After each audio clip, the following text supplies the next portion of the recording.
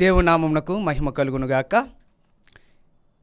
ఈ లెంట్ ధ్యాన స్రవంతి అంటున్నటువంటి ఈ ఆధ్యాత్మిక కార్యక్రమమును వీక్షించుచున్నటువంటి వీక్షకులందరికీ ప్రభువైన యేసుక్రీస్తు నామములో శుభాభివందనాలు తెలియజేయుచుంటున్నాను.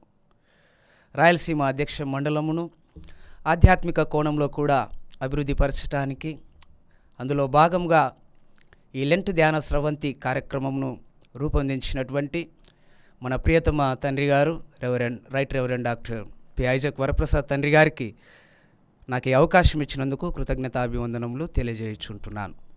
అలాగే యూత్ డిపార్ట్మెంట్ చైర్మన్ గారు అయినటువంటి పిడిఎస్జే బెన్హర్ బాబు గారికి, అలాగే డైరెక్టర్గా ఉంటున్నటువంటి సహోదరుడు యానీ మోజెస్ గారికి కూడా నా యొక్క వందనాలను తెలియజేయుచుంటున్నాను. ఈ యొక్క లెంట్ ధ్యాన స్రవంతి అనేటువంటి కార్యక్రమంలో నేను మాట్లాడబోచున్నటువంటి అంశము విధేయత. విధేయత అంటున్నటువంటి అంశమును ధ్యానించాలని నేను ఇష్టపడుచు ఉంటున్నాను. అందుకు అనుగుణంగా ఉంటున్నటువంటి లేఖన భాగమును అపోస్తలుడైనటువంటి పౌలు ఫిలిప్పీలకు రాసిన 2వ పత్రిక 2వ అధ్యాయము 6వ వచనము మరొకసారి మనము చదువుకుందాం. ఆయన దేవుని స్వరూపం కలిగిన వాడై ఉండి దేవునితో సమానంగా ఉండుట విడిచిపెట్టకూడని భాగ్యమని ఎంచుకొనలేదు గాని మనుషుల పోలికగా పుట్టి దాసుని స్వరూపమును ధరించుకొని తన్ను తానే రిక్తునిగా చేసుకొనెను. మరియు ఆయన ఆకారమందు మనుషుడుగా కనబడి మరణము పొందునంతగా, అనగా శిలువ మరణము పొందునంతగా విధేయత చూపినవాడై తన్ను తాను తగ్గించుకొనెను. చిన్న ప్రార్థన చేసుకుందాం అందరం తలలు వంచి. అత్యంత కృపా కనికరములు గల మా ప్రియ పరలోకపు తండ్రి, నీ పరిశుద్ధమైన శ్రేష్టమైన ఘనమైన నామమునకు వేలాది స్తోత్రములు. ఈ యొక్క ప్రత్యేకమైనటువంటి ఈ సమయంలో ఈ కార్యము ద్వారా మరొక మారు నీ వాక్యమును ధ్యానించుటకు మీరు ఇచ్చిన కృప కొరకై మీకు వందనాలు. వాక్యమును ధ్యానించుచుంటుండగా మా అందరి హృదయ ధ్యానములు మీ దృష్టికి అంగీకారమగునట్లుగా దీవించుమని మా ప్రభువును రక్షకుడునైన యేసుక్రీస్తు నామమున ప్రార్థించి వేడుకొని పొంది ఉన్నాము తండ్రి, ఆమెన్. ప్రభునందు ప్రియమైన వారలారా, ఈ యొక్క విధేయత అంటున్నటువంటి అంశమును మనం ధ్యానిస్తూ ఉంటున్నప్పుడు క్రైస్తవ గుణ లక్షణాలలో ఉండవలసినటువంటి లక్షణములలో విధేయత, ఒబిడియన్స్ అంటున్నటువంటిది ఒక ప్రధానమైనటువంటి అంశముగా ఉంటూ ఉన్నది. విధేయత అనగా అర్థం ఏమిటంటే మాట వినుట, లేక లొంగిపోవుట, ఒప్పుకొనుట, అప్పగించుకొనుట అంటున్నటువంటి అర్థములతో కూడా ఈ విధేయత అంటున్నటువంటి పదమును మనము పోల్చుకోవచ్చు. మాట వినుట, లొంగిపోవుట, ఒప్పుకొనుట, సంపూర్ణంగా తను తాను అప్పగించుకొనుట అంటున్నటువంటి అర్థముతో ఈ యొక్క విధేయత అంటున్నటువంటి అంశాన్ని మనము ధ్యానిస్తూ ఉంటున్నప్పుడు ప్రభునందు ప్రియమైనటువంటి వారలారా, ఈ లోకంలో మనుషులందరూ ఎంతో కొంత విధేయత కొంతమంది ఎడల కలిగి ఉంటారు. అయితే మరి ప్రపంచమంతటిలో యేసుక్రీస్తు ప్రభువుల వారు కనబరిచినటువంటి విధేయతను ఈ లోకంలో ఎవరు కూడా కనబరచలేదు. ఎందుకు అని అంటే మనం చదువుకున్నటువంటి లేఖన భాగంలో ఒక మాటను మనం జ్ఞాపకం చేసుకుంటే, శిలువ మరణము పొందునంతగా విధేయత చూపినటువంటి వాడుగా యేసుక్రీస్తు ప్రభువుల వారిని బైబిల్ గ్రంథంలో మనము చూడగలుగుతూ ఉంటున్నాం. మరి ఇటు విధేయత ద్వారా యేసుక్రీస్తు ప్రభువుల వారు పొందినటువంటి ఆధిక్యత, ఘనత, యేసుక్రీస్తు ప్రభువుల వారు సాధించినటువంటి ఒక గొప్ప విజయం అనగా మరి శిలువ మరణము ద్వారా ఆయన తీసుకొని వచ్చినటువంటి రక్షణ, విమోచన, క్షమాపణ, నిత్యజీవము అంటున్నటువంటి ఈ యొక్క భాగ్యములను మరి ఎలాగా సాధించగలిగాడు అని అంటే, అందులో ఆయన చూపించినటువంటి వైఖరిలో మొదటిగా విధేయత కలిగి ఉండటం. విధేయత లేకపోతే ఆయన ఈ కార్యాలన్నీ కూడా చేయలేక పోయేటువంటి వాడు. ఎందుకనంటే ఈ కార్యములను చేయటానికి ఆయన చూపించవలసింది ఏమిటి అని అంటే విధేయత, అనగా తండ్రి మాటకు విధేయతను చూపించటం, తండ్రి మాటకు లోబడటం, తండ్రి మాటను వినటం, తండ్రి మాటకు ఆయన ఒప్పుకోవటం లేక లొంగిపోవటం అంటున్నటువంటి విషయము ప్రాధాన్యముగా మనము గమనించగలుగుతాము. మరి అట్టి విధేయత చూపినటువంటి ప్రభువును మనము ఏ రీతిగా అర్థము చేసుకోగలుగుచుంటున్నాం, ఆయన చూపినటువంటి విధేయతను ఏ రీతిగా అనుకరించవలసి ఉంటున్నాము అంటున్నటువంటి విషయాలను ఈనాటి అంశంలో నేను ధ్యానించాలని ఇష్టపడుచుంటున్నాను. ప్రభునందు ప్రియమైన వారలారా, ఫిలిప్పీలకు రాసిన పత్రిక 2వ అధ్యాయము 1 నుండి చదువుకుంటున్నటువంటి లేఖన భాగములో మనము గమనించినప్పుడు 11 వచనాలలో రాయబడినటువంటి లేఖన భాగము నుండి కొన్ని విషయాలు నేను మీతో మాట్లాడాలని ఇష్టపడుచు ఉంటూ ఉన్నాను. మరి మొట్టమొదటిగా యేసుక్రీస్తు ప్రభువుల వారిని మనము ఈ యొక్క విధేయత కోణములో మనము అర్థము చేసుకోక మునుపుగా ఈ భాగంలో నుండి ఎలాగ యేసుక్రీస్తు ప్రభువుల వారిని మనం అర్థం చేసుకోగలుగుతాం అంటున్నటువంటి విషయాలను మరి కొన్ని మాటలుగా మనము ధ్యానం చేద్దాం. మొదటిగా ఈ యొక్క భాగములో నేను విభజించుకున్నటువంటి విభజనల ప్రకారంగా మొట్టమొదటిగా నేను చెప్పాలనుకుంటున్నటువంటి మొదటిగా the reality of Jesus Christ. The reality of Jesus Christ. ఈ లోకంలో యేసుక్రీస్తు ప్రభువుల వారిని ఏమనుకుంటూ ఉన్నారు, లేక ఎందరూ ఏమనుకుంటున్నారు, ఎవరెవరు ఏమనుకుంటున్నారు అన్నటువంటి విషయం యేసుక్రీస్తు ప్రభుల వారు కూడా తన శిష్యులని ఒకసారి అడిగారు. మరి నన్ను గురించి లోకం ఏమనుకుంటూ ఉంది అని అడిగినప్పుడు ఒక్కొక్కరు ఒక్కొక్క కోణములో ఒక్కొక్క విధానములో వారు జవాబిచ్చారు. అయితే మీరైతే ఏమనుకుంటున్నారు అని డైరెక్ట్గా శిష్యులను ప్రభు అడిగినట్లుగా లేఖన భాగంలో మనం చూస్తాం. అట్లాగే ఈ లోకంలో ప్రస్తుత దినాలలో మరి క్రైస్తవేతరులు అయితేనేమి, క్రైస్తవ బిడ్డలు ముఖ్యంగా ఏమనుకుంటున్నారు అన్నటువంటి విషయాన్ని ఆలోచించినప్పుడు అసలు ఆయన నిజంగా ఏమై ఉన్నాడు అని లేఖన భాగము తెలియజేస్తుందో మనం ఇక్కడ చూడగలుగుతాం. ఒకటి, మరి 6వ వచనాన్ని గమనించినప్పుడు ఆయన దేవుని స్వరూపము కలిగిన వాడై ఉండి దేవునితో సమానముగా ఉండుట విడిచిపెట్టకూడని భాగ్యమని ఎంచుకొన లేదు అంటున్నటువంటి విషయాన్ని ఇక్కడ రాస్తూ ఉంటున్నాడు. ఆయన దేవుని స్వరూపము కలిగిన వాడై దేవునితో సమానముగా ఉండుట అంటున్నటువంటి మాటను గమనించినప్పుడు ఆయన దేవుని స్వరూపాన్ని కలిగినవాడు, దేవునితో సమానుడు. అంటే ఈ యొక్క మాటను బట్టి మనం ఎలాగ అర్థం చేసుకోగలుగుతాం?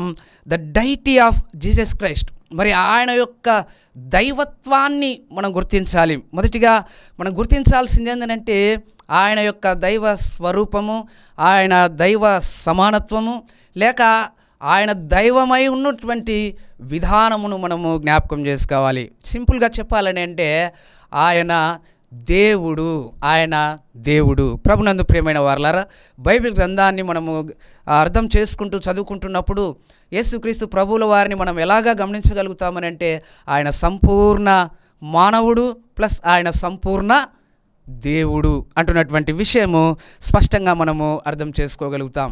మరి నిజంగా మనం గుర్తించాల్సింది ఏంటని అంటే యేసు ప్రభువుని ఈ లోకంలో చాలామంది అనుకుంటా ఉన్నారు ఆయన ఒక మనిషిగా పుట్టాడు, ఆ మనిషిగా జీవించాడు, మనిషిగా మరణించాడు, ఇంకా అంతే, ఆటి వరకే మరి వాళ్ళు విశ్వసిస్తూ ఉన్నారు, నమ్ముతూ ఉన్నారు. మరి నిజంగా ఆయన దైవ స్వరూపాన్ని, ఆయన దైవత్వాన్ని చాలామంది ఇంకనూ గుర్తించలేకపోతూ ఉన్నారు, లేక గుర్తించినా కూడా ఒప్పుకోలేకపోతూ ఉంటున్నారు. మరి క్రైస్తవ బిడలుగా, విశ్వాసులంగా నీవు నేను ఆయన దైవత్వాన్ని ఒప్పుకోవాలి, ఆయన దైవత్వాన్ని అర్థం చేసుకోవాలి, ఆయన దైవ స్వరూపాన్ని మనం అర్థం చేసుకోవాలి. మరి దైవం అంటే, దైవత్వం అంటే ఏదో యేసు ప్రభు దేవుడు అని అనగానే అయిపోలేదండి. దైవము లేక దేవుడు అంటున్నటువంటి వానికి కొన్ని లక్షణాలు ఉంటాయి. మరి దేవుని గురించినటువంటి లక్షణాలను మనము గమనిస్తే ఆయన సర్వాధికారి, ఆయన సర్వాంతర్యామి, ఆయన సర్వ సృష్టికర్త, ఆయన సర్వజ్ఞుడు అయినటువంటి దేవుడు. ఇంకా ఆయన గుణలక్షణాలలో అనేక విషయాలను మనము చూడగలుగుతాం. ఆయన సర్వాధికారము, ఆయన సర్వభౌమత్వము, లేకుంటే ఆయన సర్వ సృష్టికర్త అయినటువంటి దేవుడు, మరి అన్నింటిపైన అధికారం కలిగినటువంటి సర్వాధికారి అయినటువంటి దేవుడు, అనగా భూలోక పరలోకములకు అధికారి అయినటువంటి దేవుని మనము గుర్తించాలి. లేక యేసుక్రీస్తు ప్రభువుల వారిని మనం ఆ రీతిగా మనము గుర్తించగలగాలి. కేవలము మానవ స్వరూపమును మాత్రమే మనము గుర్తించటం కాదు, కానీ ఆయనలో ఉన్నటువంటి ఔన్నత్యాన్ని, ఆయనలో ఉంటున్నటువంటి గొప్పతనాన్ని, ఆయనలో ఉంటున్నటువంటి ఆ అధికారాన్ని కూడా మనం గుర్తించాలి. కనుక ఇటువంటి స్వరూపం కలిగినటువంటి వాడు, ఇటువంటి లక్షణాలు కలిగినటువంటి వాడుగా యేసుక్రీస్తు ప్రభువుల వారిని మనము అంగీకరించాలి.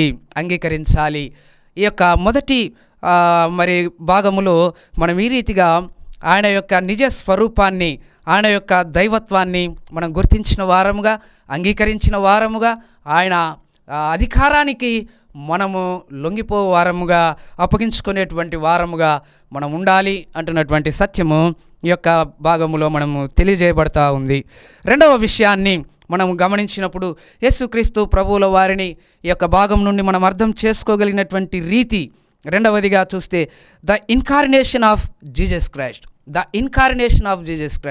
మరి యేసుక్రీస్తు ప్రభువుల వారు మానవునిగా తన్ను తాను మార్చుకోవటం, మానవ స్వరూపాన్ని ధరించటం, ద ఇన్కార్నేషన్. ఈ థియలాజికల్ టర్మ్స్లో ఇన్కార్నేషన్ అంటున్నటువంటి ఈ పదము చాలా విలువైనటువంటి పదం. ఎందుకనగా దైవమే మానవ స్వరూపములోనికి మార్చబడటం, దైవ స్వరూపములో నుండి మానవ స్వరూపాన్ని ధరించుకోవటం అంటున్నటువంటి విషయము యేసుక్రీస్తు ప్రభువుల వారిలో ఒక ప్రత్యేకమైనటువంటి రీతిగా ఆయనను అర్థము చేసుకోవటానికి ఈ యొక్క ఇన్కార్నేషన్, లేకుంటే ఈ రూపాంతరము, లేకుంటే ఈ మార్పు చెందటము అంటున్నటువంటి అంశములో మనమందరం కూడా గ్రహించవలసినటువంటి వారముగా ఉంటూ ఉన్నాము. ప్రభునందు ప్రియమైన వారలారా, 7-8 వచనాలను మనం గమనించినప్పుడు మనుషుల పోలికగా పుట్టి, చూడండి, అక్కడ దేవునితో సమానముగా ఉండుట విడిచిపెట్టకూడని భాగ్యమని ఎంచుకొనలేదు, కానీ మనుషుల పోలికగా పుట్టి దాసుని స్వరూపము ధరించుకొని తన్ను తానే రిక్తునిగా చేసుకొనెను.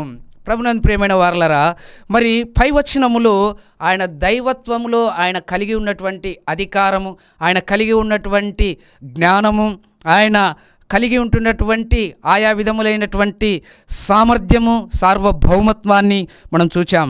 ఈ యొక్క క్రింది వచనంలో మనం చూస్తే అటువంటి దేవుడు ఎలాగ తన్ను తాను ట్రాన్స్ఫార్మ్ చేసుకున్నాడు అని అంటే, మనుషుల పోలికగా పుట్టి, ఒకటి మనుషుల పోలికగా పుట్టి, రెండవదిగా దాసుని స్వరూపము ధరించుకున్నాడు, మూడవదిగా తన్ను తానే రిక్తునిగా చేసుకున్నాడు.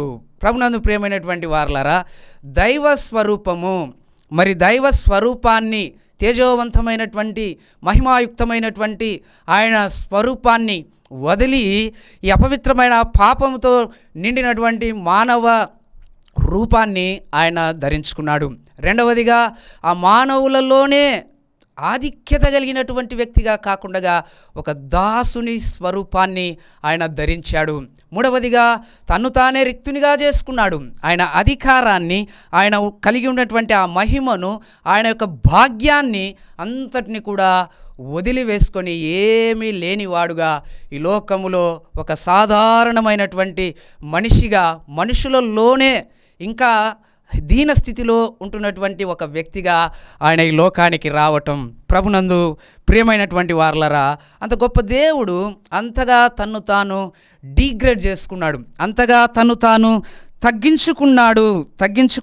ప్రభునందు ప్రియమైన వారలారా, మరి ఆయన తగ్గించుకోవటానికి, ఆయన ఈ విధంగా మారటానికి కారణం ఏమిటి అంటే, క్రింది వచనంలో మనం చూస్తాము, మరియు ఆయన ఆకారమందు మనుష్యుడుగా కనబడి మరణము పొందునంతగా, అనగా శిలువ మరణము పొందునంతగా విధేయత చూపిన వాడై తన్ను తాను తగ్గించుకొనెను. మరి తన్ను తాను మరి ఎంతగా తగ్గించుకోవటానికి కారణం ఏమిటి అని అంటే, ఆయన చూపినటువంటి విధేయత. ఎందుకనంటే ప్రభునందు ప్రియమైనటువంటి వారలారా, ఈ శిలువ మరణము పొందునంతగా ఆయన విధేయత చూపకపోతే, అంతగా ఆయన తను తాను తగ్గించుకోకపోతే దేవుడు ఆయనను అంగీకరించడానికి అవకాశం లేదు. ప్రభునందు ప్రియమైన వారలారా, ఒక వాక్యాన్ని మనం చదువుకుంటే హెబ్రీయులకు రాసిన పత్రిక 5వ అధ్యాయము 8వ వచనములో ఒక మాట మనకు కనబడుచుంటున్నది.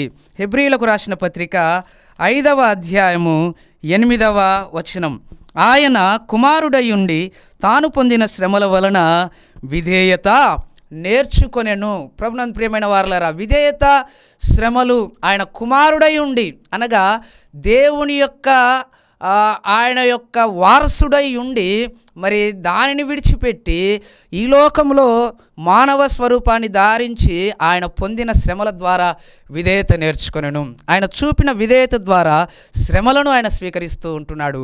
ఆ శ్రమలను స్వీకరించిన వాడుగా దేవునికి విధేయత చూపిన వాడుగా ఉంటూ ఉన్నాడు.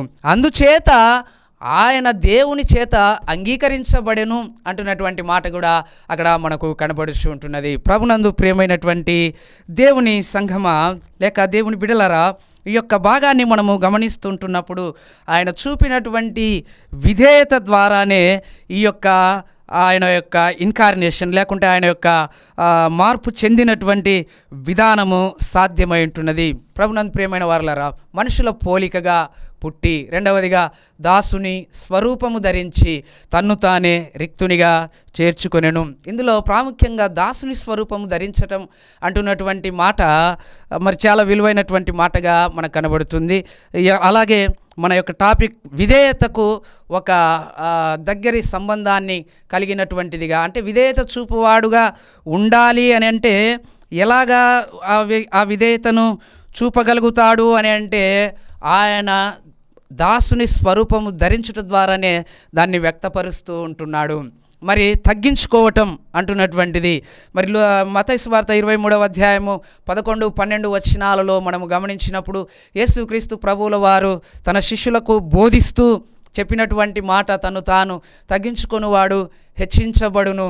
ఈ యొక్క 2 విషయాలను మనం అక్కడ జ్ఞాపకం చేసుకుంటే, ఆ భాగములో ఆ యొక్క సందర్భములో యేసుక్రీస్తు ప్రభువుల వారు తన శిష్యులతో ఇంటరాక్ట్ అవుతూ మరి అక్కడ ఒక మేడగదిలో వారితో సహవసించుచున్నటువంటి ఆ సందర్భంలో వారికి కొన్ని విషయాలను అక్కడ ఆయన నేర్పుతా ఉన్నాడు.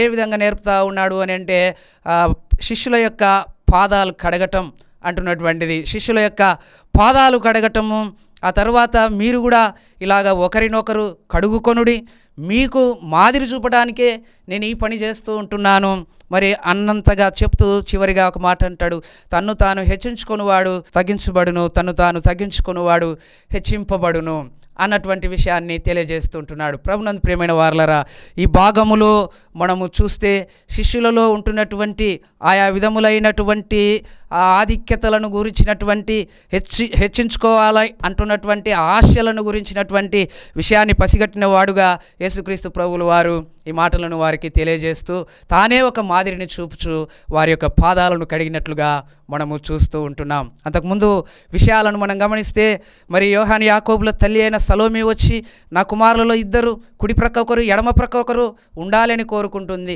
ఈ శిష్యులందరిలో ఒకటి ఉంది, ప్రభువా ఎవరు ఘనతగా ఉంటారు దేవుని రాజ్యంలో అంటున్నటువంటి అనుమానాలు ఉన్నాయి. ఇవన్నిటిని పటాపంచలు చేస్తూ యేసు ప్రభు ఒక చిన్న మాట చెప్పేశాడు, మీలో ఎవరైతే తగ్గించుకొని పిల్లల్లాగా ఉంటారో విధేయత కలిగి ఉంటారో వారు హెచ్చించబడతారు. మరి హెచ్చించుకొని వాడు తగ్గించబడతాడు. ఇంతటి దేవుడునైనా నేనే తగ్గించుకొని ఇలా వచ్చాను, అంతేకాదు మీ పాదాలని నేను కడుగుతూ ఉంటున్నాను. ఇలాంటి విధేయత మీరు చూపగలగాలి అంటున్నటువంటి విషయాన్ని ఆయన వారికి అర్థమయ్యేటువంటి రీతిగా తెలియజేస్తుంటున్నాడు. ఇది ఆయన ఈ యొక్క ట్రాన్స్ఫర్మేషన్లో లేకపోతే ఆయన మానవ స్వరూపాన్ని ధరించుటలో ఆయన చూపించినటువంటి విధేయత. తద్వారా ఆయన ఏమై ఉంటున్నాడు అన్నటువంటి విషయాన్ని కూడా మనము చివరిగా గమనిస్తే 3వ విషయంగా the exaltation of Jesus Christ 9వ వచనాన్ని మనం గమనిద్దాం. అందుచేత పరలోక పరలోకమందు ఉన్న వారిలో కానీ, భూమి మీద ఉన్న వారిలో కానీ, భూమి క్రింద ఉన్న వారిలో కానీ ప్రతి వాని మోకాలును యేసు నామమున వంగునట్లు, ప్రతి వాని నాలుకయు తండ్రి అయిన దేవుని మహిమార్థమై యేసుక్రీస్తు ప్రభువు అని ఒప్పుకొనున్నట్లును దేవుడు ఆయనను అధికముగా హెచ్చించి ప్రతి నామమునకు పైనామమును ఆయనకు అనుగ్రహించెను. ప్రభునందు ప్రియమైనటువంటి వారలారా, చూడండి, ఆయన చూపినటువంటి విధేయతను బట్టి, ఆయన చూపించినటువంటి విధేయతను బట్టి దేవుడు ఆయనను ఎంతగా హెచ్చించాడంటే, పరలోకమందును ఉన్నవారిలో కానీ, భూమి మీద ఉన్నవారిలో కానీ, భూమి క్రింద ఉన్నవారిలో కానీ, ఇహలోక పరలోకములలో, సర్వలోకములలో మరి ప్రతి మోకాలు కూడా ఆయన నామములో వంగునట్లుగా, ప్రతి నాలుక ఆయన మహిమార్థమై క్రీస్తును ప్రభు అని ఒప్పుకొనున్నట్లుగా ఆయనను అధికముగా హెచ్చించి ప్రతి నామమునకు పైనామము, ఈ లోకములో అందరికంటే కూడా ఉన్నతమైన నామాన్ని యేసుక్రీస్తు ప్రభువుల వారికి దేవుడు ఇచ్చినట్లుగా మనం ఈ భాగంలో మనం చూస్తుంటున్నాం. ప్రభునందు ప్రియమైన వారలారా, ప్రస్తుత దినాలలో మరి ఎవరి ఇష్టం వచ్చినట్టుగా వారు యేసుక్రీస్తు ప్రభువుల వారి గురించి అర్థం చేసుకుంటూ ఉన్నారు, మాట్లాడుతూ ఉన్నారు, హేళన చేస్తూ ఉన్నారు, హీనపరుస్తూ ఉంటున్నారు. అయితే మరి ఒకానొక దినమున ఈ లోకంలో ఉన్న ప్రతి ఒక్కరు, ఇహలోకంలో పరలోకంలో దేవదూతలైతేనేమి, పదాల ముందున్న వారైతేనేమి, ఈ భూమిపై ఉంటున్నటువంటి వారైతేనేమి, వారు ఏ ఆధిక్యతలు కలిగి ఉన్నా ప్రతి మోకాలు కూడా ఆయన నామములో వంగునట్లుగా ఆయనను హెచ్చించాడు దేవాది దేవుడు. ప్రభునందు ప్రియమైన వారలారా, ఇదంతా ఎలా సాధ్యమంటే కేవలము ఆయన చూపించినటువంటి విధేయత. మరి ఈ అంశాన్ని ధ్యానిస్తున్నటువంటి నీవు నేను ఎలాంటి విధేయతను మనం చూపగలుగుతూ ఉంటున్నాం? దేవుని విషయంలో అయితేనేమి, మనుషుల విషయంలో అయితేనేమి మనల్ని మనం ఎలా హెచ్చించుకుంటా ఉన్నాం, ఎలాంటి కోరికలు కలిగి ఉన్నాం, ఏ విధంగా మనల్ని మనం గొప్పగా భావిస్తూ ఉన్నాం? ఈ దినాల్లో ఎక్కడ చూసినా కూడా ఎవరికి వారు హెచ్చించుకోవటం, ఎవరికి వారు గొప్పవారుగా ఎంచుకోవటం, ఇవే మనం చూస్తూ ఉంటున్నాం.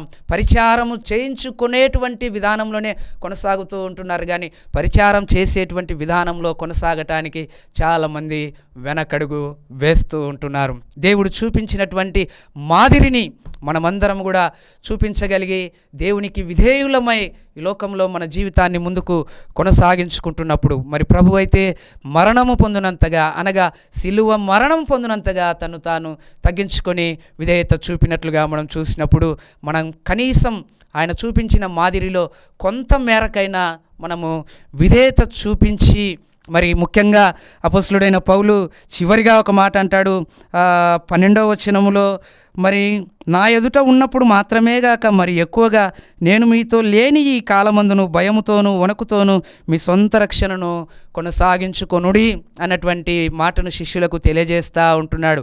ఈనాటి క్రైస్తవ సంఘానికి పౌలు ద్వారా చెప్పబడుచున్నటువంటి మాట, మరి మన పెద్దలు, మన యొక్క అధికారులు ఉన్నప్పుడే కాదు మనం విధేయత చూపించాల్సింది, వారు లేనటువంటి సందర్భంలో కూడా ఎవరో మనుషుల ఎదుట చూపించేటువంటి ఆర్టిఫిషియల్ ఒబీడియన్స్ కాదు, కానీ మరి నిజమైనటువంటి హృదయపూర్వకమైనటువంటి విధేయత, మరి విశ్వాసము, తగ్గింపు, ఇవన్నిటిని కూడా మనం కలిగి ఉండి మన స్వంత రక్షణను కొనసాగించుకొనొచ్చు ప్రభు రాకడ వరకు ఆయనకు నిజమైనటువంటి సాక్షులముగా ఉండటానికి మనం సిద్ధపడాలి. అటువంటి రీతిగా పరిశుద్ధాత్మ దేవుడు మనలందరినీ కూడా సిద్ధపరచునుగాక. ఆమెన్. అందరం తలలు వంచి కళ్ళు మూసి చిన్న ప్రార్థన చేసుకుందాం. కృపగలిగిన దేవ, దయగలిగిన మా రాజా, నీ పరిశుద్ధ పాదములకు వేలాది స్తోత్రములు. మీరిచ్చినటువంటి ఆధిక్యతను బట్టి మీకు వందనాలు. మరి కొద్ది నిమిషములు నీ వాక్యాన్ని మేము ధ్యానించుంటున్నాం. ధ్యానించినటువంటి అంశమును మా హృదయంలో భద్రపరుచుకొని వాటి ప్రకారంగా జీవిస్తూ మీ నామ మహిమార్థమై ఈ లోకంలో మీ కొరకు సాక్షులముగా, నిజమైనటువంటి విధేయులముగా, నిజమైనటువంటి విశ్వాసులముగా నీ రాకడ పర్యంతము కొనసాగబడేటువంటి భాగ్యమును దయచేయమని మా ప్రభువును రక్షకుడునైనా యేసుక్రీస్తు నామమున ప్రార్థించి వేడుకొని పొంది ఉన్నాము తండ్రి. ఆమెన్. దేవుడు మిమ్మల్ని అందరినీ కూడా దీవించునుగాక. ప్రైజ్ ది లార్డ్ అండి. CSI church Tondaladinne Velavali pastorate youth fellowship నుండి ఈ పాటని పాడుతున్నాం.